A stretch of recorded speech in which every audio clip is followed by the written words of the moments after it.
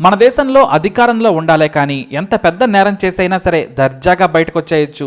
అదే బీహార్లో అయితే ఇంకా సూపర్ లైట్. ఒక ముఖ్యమంత్రి బావమరిది తన స్నేహితుడి ప్రియురాలిని మరో స్నేహితుడితో కలిసి దారుణంగా రేప్ చేశాడు. అంతేకాదు, నమ్మిన తన సొంత ఫ్రెండ్ని దారుణంగా చంపాడు ఆ దుర్మార్గుడు. కానీ ఇదే నీచుడు ఆ తర్వాత ఎమ్మెల్యే, ఎంపీ కూడా అయ్యాడు. ఇది మన ప్రజాస్వామ్యం. దొంగలనే ప్రజలు ఎన్నుకుంటారు అనడానికి బెస్ట్ ఎగ్జాంపుల్. 1999లో దేశాన్ని ఊపేసిన ఈ కేసు మిస్టరీ ఏంటో చూద్దాం. బీహార్ పాట్నాలో గౌతమ్ సింగ్ అనే యువకుడు 1999లో ruling RJD party youth leader, MLA కావాలనేది గౌతమ్ కోరిక. ఆయనకు పెద్ద పెద్ద నాయకులతో పరిచయాలున్నాయి. ఇక ఇతని తండ్రి లండన్లో ఓ డాక్టర్. తండ్రి అక్కడకు రమ్మని ఎంత బ్రతిమిలాడినా గౌతమ్ వెళ్ళలేదు. పాలిటిక్స్ అంటే పిచ్చి. గౌతమ్కి డిగ్రీ పూర్తి చేసిన శిల్పి జైన్ అనే అమ్మాయి ఒక ఫంక్షన్లో పరిచయమైంది. ఆ తర్వాత వారి స్నేహం ప్రేమకు దారితీసింది. ఈ శిల్పి జైన్ పాట్నాలోని ప్రఖ్యాత కమలా స్టోర్ యజమాని కూతురు. మోస్ట్ బ్యూటిఫుల్ ఉమెన్ అని చెప్పవచ్చు. హీరోయిన్లా ఉంటుంది. వీళ్ళిద్దరూ కూడా గాఢంగా ప్రేమించుకున్నారు. లండన్లో ఉన్న గౌతమ్ తండ్రి శిల్పి జైన్తో ప్రేమ పెళ్లికి ఒప్పుకోలేదు. తమ మతానికే చెందిన బంధువుల అమ్మాయిని పెళ్లి చేసుకోవాలని ఆయన కోరారు. అందుకు గౌతమ్ ఒప్పుకోలేదు. మరోవైపు శిల్పి జైన్ తండ్రి సైతం ఆమె ప్రేమను తిరస్కరించాడు. దీంతో ఇద్దరు ప్రేమికులు బాధపడ్డారు. అయినా సరే వాళ్లే ఒప్పుకుంటారులే అని కొద్దికాలం వెయిట్ చేద్దాంలే అనుకున్నారు. అయితే మరో సెన్సేషనల్ విషయం ఏమిటంటే, ఈ గౌతమ్ ఒక రెస్టారెంట్ నడుపుతూ ఉన్నాడు. దాని పేరు సిల్వర్ ఓక్ రెస్టారెంట్. ఇది పాట్నాలోని ఫ్రెజర్ రోడ్లో ఉంది. దానికి గౌతమ్ బిజినెస్ పార్ట్నర్ బీహార్ మాజీ సీఎం లాలూ ప్రసాద్ యాదవ్ బావమరిది సాధు యాదవ్. ఇతను మాజీ సీఎం రబ్రీదేవి తమ్ముడు. ఈ సాధు యాదవ్ పక్కా నేరస్తుడు. పార్టీ కార్యక్రమాల్లో పరిచయమైన తర్వాత సాధు యాదవ్ గౌతమ్లు మంచి స్నేహితులయ్యారు. ఆ తర్వాత వ్యాపారం కూడా మొదలుపెట్టారు. సీఎం బావమరిది కావడంతో అనుమతుల నుంచి ప్రతి ఒక్కటి కూడా నిమిషాల్లో జరిగిపోయేవి. ఇక ఏడాది గడిచిన గౌతమ్ తండ్రి నుంచి సానుకూల స్పందన రాలేదు. అసలు ఇండియా వదిలేసి లండన్ రావాలనేది ఆయన కోరిక. తన హాస్పిటల్ చూసుకుంటూ హాయిగా లైఫ్ను ఎంజాయ్ చేయమని చెప్పాడు. రాజకీయాల్లో భవిష్యత్తు ఉండదు, అది కూడా బీహార్ లాంటి రాష్ట్రాల్లో అంతా నేరగాళ్లే ఉంటారని మంచి చెప్పాడు. కానీ గౌతమ్ వినలేదు. ఇక ఆ తర్వాత శిల్పికి నచ్చచెప్పి క్లోజ్ ఫ్రెండ్స్ సాయంతో రహస్యంగా రిజిస్టర్ మ్యారేజ్ చేసుకున్నారు. జూలై 2, 1999న ఫ్రెండ్స్కి గ్రాండ్గా పార్టీ కూడా ఇచ్చారు. ఆ పార్టీ ముగిసిన తర్వాత రాత్రి 11 గంటల వరకు అందరూ వెళ్లిపోయారు. ఆ రోజు రాత్రే సోవరం ఎంజాయ్ చేయమని స్నేహితులు ఎవరి ఇళ్లకు వాళ్ళు వెళ్లిపోయారు. గౌతమ్ శిల్పి ఫ్రెండ్స్ వెళ్లిపోయిన తర్వాత ఏం జరిగిందనేదే మిస్టరీ. ఎందుకంటే తెల్లవారేసరికి పాట్నా ఎమ్మెల్యే క్వార్టర్స్లోని 12వ నంబర్ ఇంటి గరాజ్లో ఇద్దరు చనిపోయి ఉన్నారు. గరాజ్ లోపల నుంచి లాక్ చేయబడి ఉంది. కానీ బయట వారి దగ్గర తాళం చెవులు ఉన్నాయి. క్వార్టర్స్ గరాజ్ తెరవాలని ఆ ఇంటి వాచ్మెన్ చూడగానే మారుతి జన్ కారులో అర్ధనగ్నంగా శిల్పి జైన్, ఆమె పక్కనే చనిపోయి గౌతమ్ ఉన్నారు. వెంటనే ఎవరో ఇద్దరు మారుతి జన్లో చనిపోయి ఉన్నారని వాచ్మెన్ గాంధీ మైదాన్ పోలీస్ స్టేషన్కు ఫోన్ చేసి చెప్పాడు. అయితే పోలీసులకు ఈ విషయం ముందే చెప్పినట్టుగా, అక్కడ 2 శవాలున్నాయని తెలిసినట్టుగానే ఎవ్వరూ రాలేదు.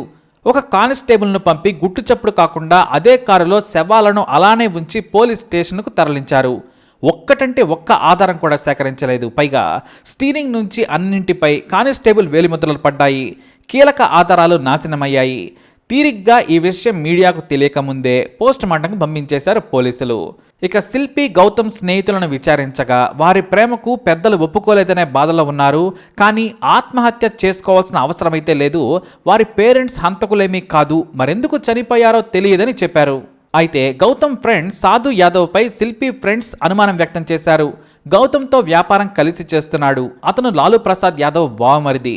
అతన్ని విచారించాలని కోరారు. కానీ గాంధీ మైదాన్ పోలీస్ స్టేషన్లో ఉన్న సిబ్బందికి అతన్ని టచ్ చేసేంత దమ్ము కూడా లేదు. అలా కేసు ఎవ్వరికీ తెలియకుండా కనుమరుగయ్యే పరిస్థితికి చేరింది. అయితే గాంధీ మైదాన్ పోలీస్ స్టేషన్లోని సిబ్బంది ఈ న్యూస్ని తమకు తెలిసిన ఒక జర్నలిస్ట్కి మొత్తం కథ చెప్పారు. ఇంకేముంది, ఆస్ అనే హిందీ పత్రిక బ్యానర్ హెడ్లైన్తో వార్త రాసింది. సీఎం బావమరిది పార్ట్నర్ దారుణ హత్య, అతని ప్రియురాలపై అత్యాచారం జరిగినట్లు ఆరోపణలు, అనుమానాలన్నీ లాలూ బావమరిది సాధు యాదవ్ పైనే అని వార్త రాసింది. దీంతో ఈ కేసు ఒకే రోజున సెన్సేషనల్గా మారింది. ఇక ఈ ఆస్పత్రికను సాధు యాదవ్ బెదిరించే ప్రయత్నం చేశాడు. కానీ ఓ క్రైమ్ జర్నలిస్టు మీ బావకు చెప్పుకోపో అని ఫోన్లోనే వార్నింగ్ ఇచ్చాడు. వరుస కథనాలు వచ్చాయి. ఆ తర్వాత టైమ్స్ ఆఫ్ ఇండియా కూడా ఈ స్టోరీని క్యారీ చేయడంతో జాతీయ, అంతర్జాతీయ స్థాయిలో కూడా ఈ కేసు మారుమోగింది. ఎమ్మెల్యే క్వార్టర్స్లో ఇద్దరు యువకులు చనిపోవడంపై నాటి ప్రతిపక్ష బీజేపీ నేతలు ధర్నాలు చేశారు. కమ్యూనిస్టు పార్టీ నేతలు కూడా నిందితులను దాచేందుకు పోలీసులు ప్రయత్నిస్తున్నారని ఆరోపించారు. కానీ నాటి city police commissioner MS Bhatia మాత్రం ఇద్దరూ కూడా నిద్రమాత్రలు మింగి చనిపోయారని పోస్టుమార్టం రిపోర్టు పూర్తిగా రాకముందే తేల్చారు. ఇది ఆత్మహత్యే. అయితే చనిపోయే ముందు తన ప్రియుడితో శిల్పి శృంగారంలో పాల్గొంది. ఆమె ప్రైవేట్ భాగాలపై బట్టలపై ఫ్లూయిడ్స్ ఉన్నాయి. వాటిని హైదరాబాద్లోని ల్యాబ్కు DNA పరీక్షల కోసం పంపామని తెలిపారు సిపి.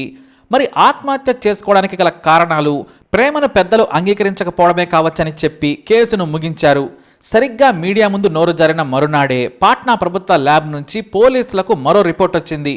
శిల్పి జైన్ శరీరంపై ఇద్దరు మనుషుల వీర్యం ఉంది.